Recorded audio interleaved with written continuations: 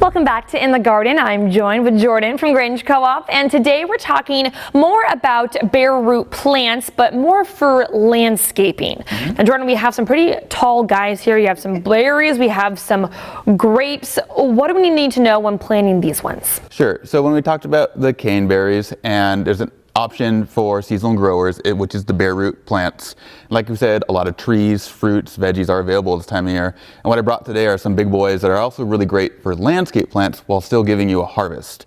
If it's not something that you're apt to have in your garden, as far as something you want to harvest, it's also a great alternative to bring in birds and wildlife. There we go. Yeah. Perfect. And we did talk about birds earlier, so this is another great addition to feeding or bringing in the birds to your backyard. This is that kind of bird-friendly landscape we were talking about, exactly. Right off the back, we can start with the currants. Currants are a mid-sized shrub, about 3 to 5 feet tall.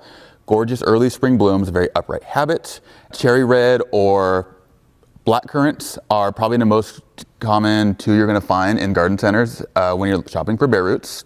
Black currant is actually a taste probably unfamiliar to a lot of Oregon and United States natives, but something more popular in Europe. And we have only now, in only the last few decades, been able to have this here regularly.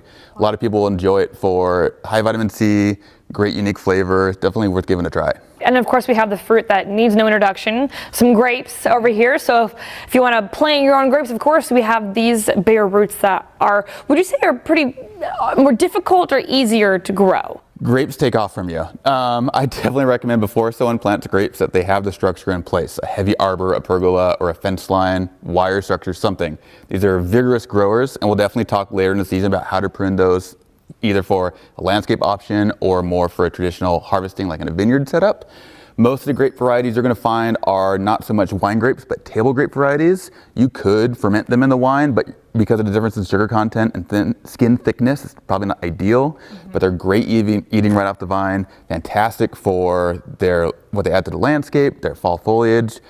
Very easy plant to grow. And all of these, the principle is the same. When you buy your bare root plants, you want to make sure you're protecting the roots. So either getting them planted in your soil as soon as they're able to work, or temporarily staging them in a bucket with some potting soil, aged compost, something to keep these exposed roots protected from the cold. All right, awesome. Well, I mean, these are great plants if you want to, grow your own produce or something that, that's easy to just pop right in. These are great fun plants to have in your yard. Minimal effort, all hardy to this area, easy care. All right, awesome. Well, if you guys want to learn more about how to, really take care and grow with bare roots, of course, you can go to a Grange Co-op store to learn more information, or of course, you can head to our website at kdrv.com. Thank you so much for joining us in the garden.